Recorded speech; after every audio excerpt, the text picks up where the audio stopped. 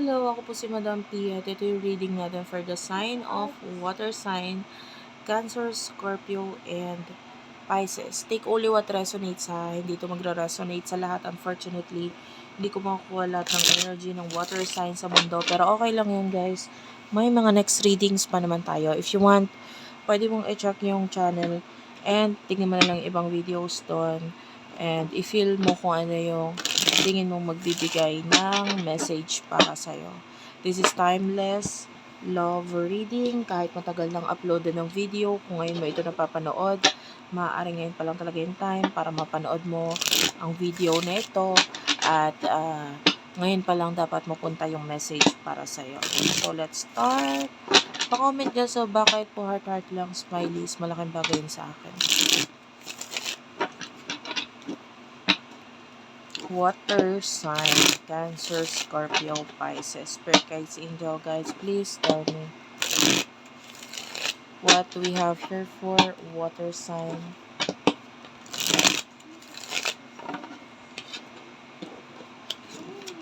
For water sign, please.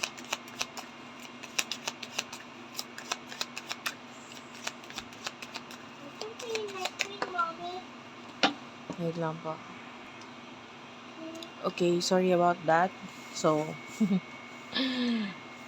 nandito yung aking anak sa gilid. Kaya pagpasensya nyo na kung medyo may ingay.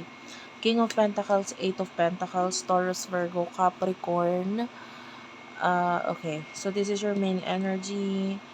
I like that you're being creative ngayon. Pwedeng yung iba sa inyo na ilalabas mo kung ano man yung mga talents mo, skills mo, whatever.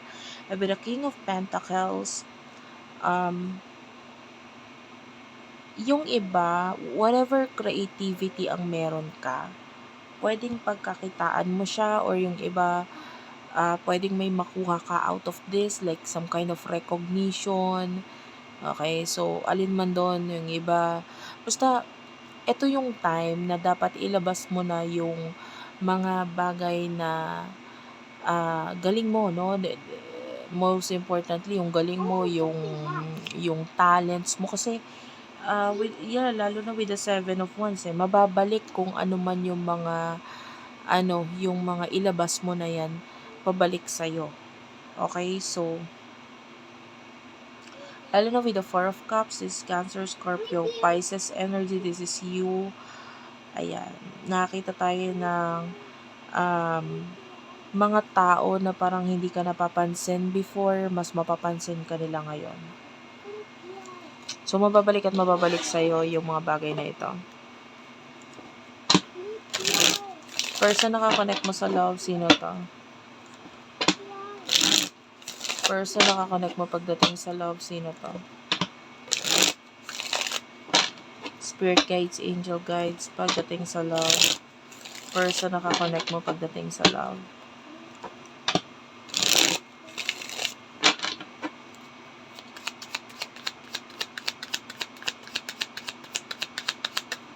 Person na nakakonect mo pagdating sa love. Tell me about this person. The Lovers and the Sun is here.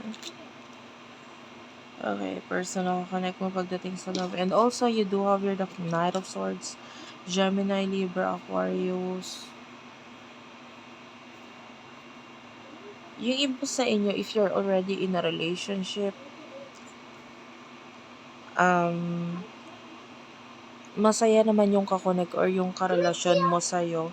Kaya lang with the Knight of Swords, parang natatakot, nandun yung takot niya na anytime pwedeng mawala ka pa rin sa kanya. So, para to sa mga nasa isang relasyon, yung iba kung wala pa namang relasyon, kung sino man yung kakonect mo.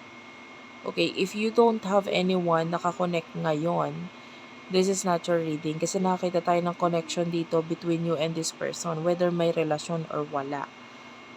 Pero nakikita natin na ayaw niyang mawala ka na sa kanya, na masaya na siya sa'yo, na may mga bagay na siya nabubuo through the help of you. Okay? So, masaya itong person na to for what I can see here. So, tell me about the emotions sa inyo.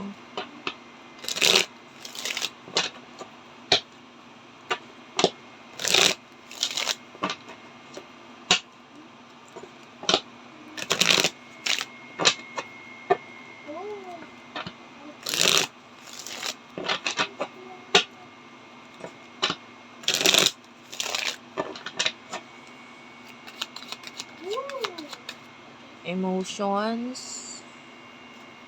You do over the Temperance. This is Sagittarius energy. The Page of Swords.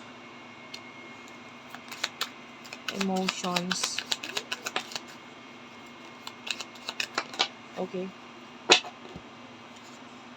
The Ace of Cups. The Ace of Pentacles. At saka the Six of Cups. The Temperance here. I feel like you're waiting. Or may mga bagay ka piniprepare sa sarili mo with the Page of Swords.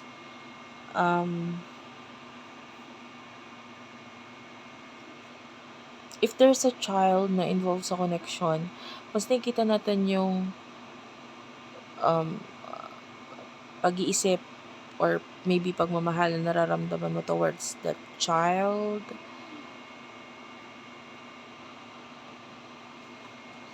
Or yun yung iniisip mo. Yan, yung iba sa inyo, kung may anak kayo ng person na to, so yun yung mas nasa isip mo, yung anak. And honestly, wala tayong masyadong na-feel. Lalo na kung nabuo yung relationship or yung connection ninyo because may anak. Alam mo yun? Pero yung iba, I don't feel much dito sa side mo. Wala akong masyadong nafe-feel dito. Mas nakikita natin na ang focus mo kasi yung mga bagay na ginagawa mo ngayon. May mga gusto kang matapos or gawin dito. So, yung person na nakakonect mo, I see a lot of love with the Ace of Cups. Yung love or yung pagmamahal na sa side niya. And with the Ace of Pentacles, may mga bagay siya or plano siya regarding sa connection ninyo. Medyo natetreten siya regarding your past. Parang, pwedeng natatakot or natetreten siya na, may kinalaman sa past mo na, baka anytime mawala ka sa kanya because of your past relationship or your past connections.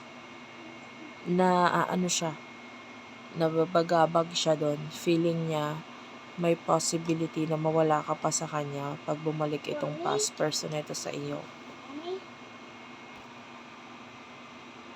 So, sorry about that.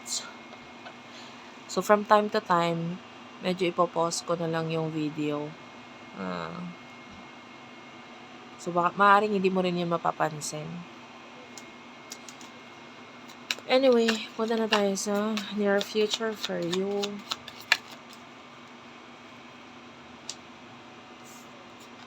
Three of Swords. Okay.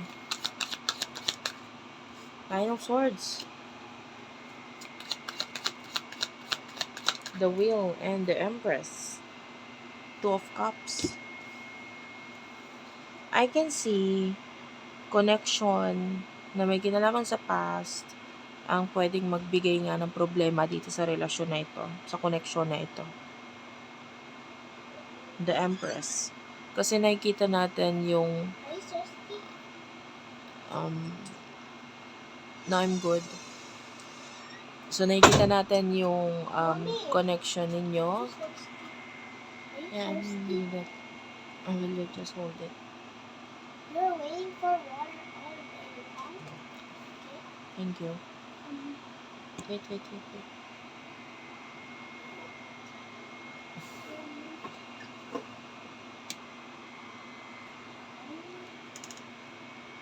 Okay, sorry about that. Anyway, with the Three of Swords at saka Nine of Swords, nakita tayo na malaking kaguluhan or problema dito.